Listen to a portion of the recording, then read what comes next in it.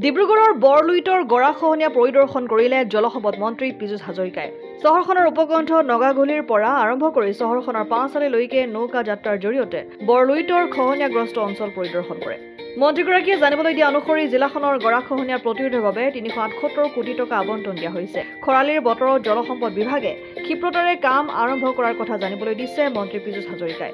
আনহাতে পানী সংৰক্ষণৰ বাবে গ্ৰীণউড চাহ বাগিচাত নিৰ্মাণ হ'বলগীয়া প্ৰস্তাৱিত বৃহৎ পুখুৰীটো পৰিদৰ্শন কৰে মন্ত্ৰীগৰাকীয়ে। ১৩ কিলোমিটাৰ দীঘল আৰু ১৫০ কিলোমিটাৰ বহল পুখুৰীটোত ভৱিষ্যতে পানী সংৰক্ষণৰ পদক্ষেপ গ্ৰহণ কৰিব বুলি জানিবলৈ দিছে। মন্ত্ৰীগৰাকীৰ এই পৰিদৰ্শন কালত বিধায়ক প্ৰশান্ত ফুকন, বিনোদ হাজৰিকা, চক্ৰধৰ গগৈয়ে সংগ দিয়ে।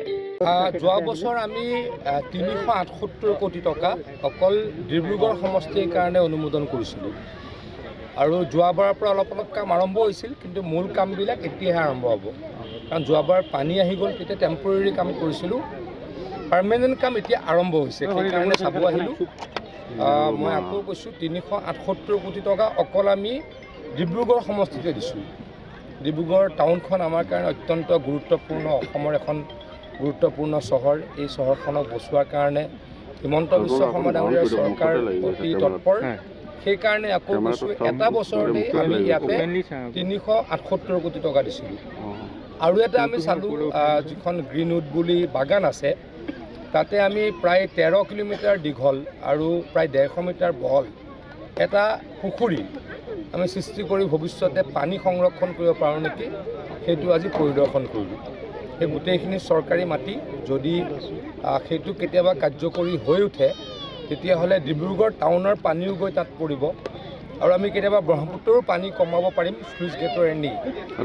গোটেইকেইটা পৰিদৰ্শন কৰিবলৈকে আজিলৈকে আলোচনা হৈছে। স্থায়ী সমাধান কেনেধৰণে হ'ব বুলি ভাবিছে? যিহেতু এইটোতো স্থায়ীয়ে, এবাৰ স্পাৰো হ'ব দুটা, কাৰণ ভালকৈ প্ৰটেকশ্যন হ'ব, খুব ভালকৈ প্ৰটেকশ্যন হ'ব আমাৰ জিঅ' বেগ আৰু এটা স্পাৰ। গতিকে মই ভাবোঁতো এইটো অস্থায়ী নহয়, ভালকৈ হ'ব, কিন্তু ভৱিষ্যতে যদি আৰু কিবা কৰিব লগা থাকে আৰু নিশ্চয়কৈ কৰা হ'ব।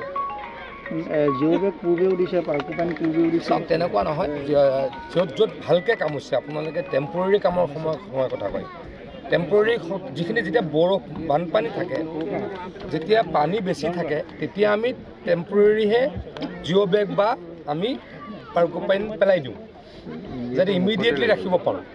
কিন্তু এনেকুৱা দিনত যি কাম হ'ব, এইবিলাক পাৰ্মানেণ্ট কাম।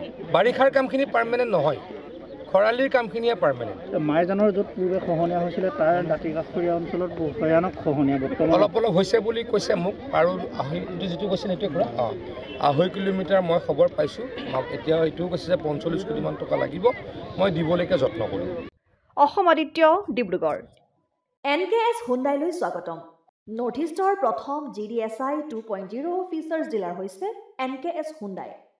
অত্যাধুনিক সা সুবিধাৰে তৈয়াৰী মষ্ট আপডেটেড হুণ্ডাই ডিলাৰ এতিয়া ডিব্ৰুগড়ত। আমাৰ NKS হুণ্ডাই ডিলাৰত open sales consulted room, customer ৰুমৰ লগতে পুৰণি গাড়ীৰ এক্সচেঞ্জ ফেচিলিটিও ৰখা হৈছে। ইয়াত চেলছৰ লগতে ছাৰ্ভিচ ছেক্টৰৰ সুন্দৰ সুবিধা আছে। প্ৰয়োজনীয় সকলো এডভান্স টুলছ, হুইল বেলেন্সিং, এলাইনমেণ্টৰ অত্যাধুনিক machine, post hydraulic lift, fully train মেন পাৱাৰৰ লগতে nitrogen gas filling facility, fully automatic car washer ফেচিলিটিও আছে।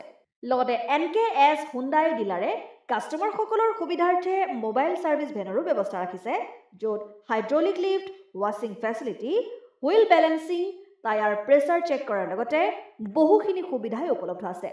NKS হুণ্ডাইলৈ আহক আৰু সুবিধাসমূহ গ্ৰহণ কৰক।